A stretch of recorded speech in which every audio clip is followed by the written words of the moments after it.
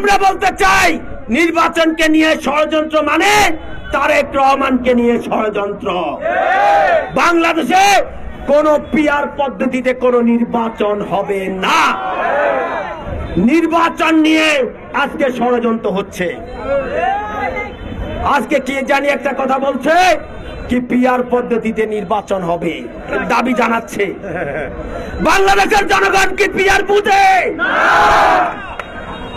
বাংলাদেশের জনগণ পিআর বুঝে না।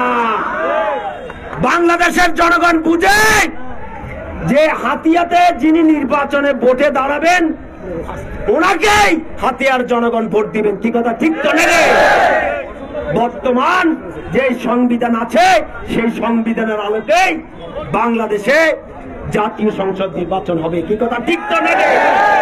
বাংলাদেশে কোন পিআর পদ্ধতিতে কোন নির্বাচন হবে না।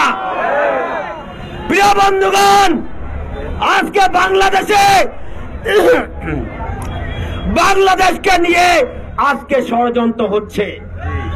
আজকে গণতন্ত্রকে নিয়ে আজকে ষড়যন্ত্র হচ্ছে। আমরা বলতে চাই বাংলাদেশকে নিয়ে ষড়যন্ত্র মানে তারেক রহমানকে নিয়ে ষড়যন্ত্র। গণতন্ত্রকে নিয়ে ষড়যন্ত্র মানে তারেক রহমানকে নিয়ে ষড়যন্ত্র।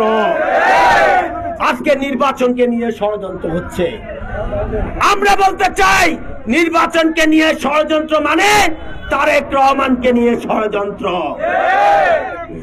আগামী দিনে যে নির্বাচন, সেই নির্বাচনে বাংলাদেশের যে জাতীয় সংসদ নির্বাচন ফেব্রুয়ারিতে অনুষ্ঠিত হবে, সেই নির্বাচনে আজকের হাতিয়াতে এই হর্নি এবং চানন্দি আমি যে গণজোয়ার দেখেছি, ইনশাল্লাহ আমি মনে করি আগামী ফেব্রুয়ারি মাসে যে জাতীয় সংসদ নির্বাচন হবে, সেই জাতীয় সংসদ নির্বাচনে বাংলাদেশ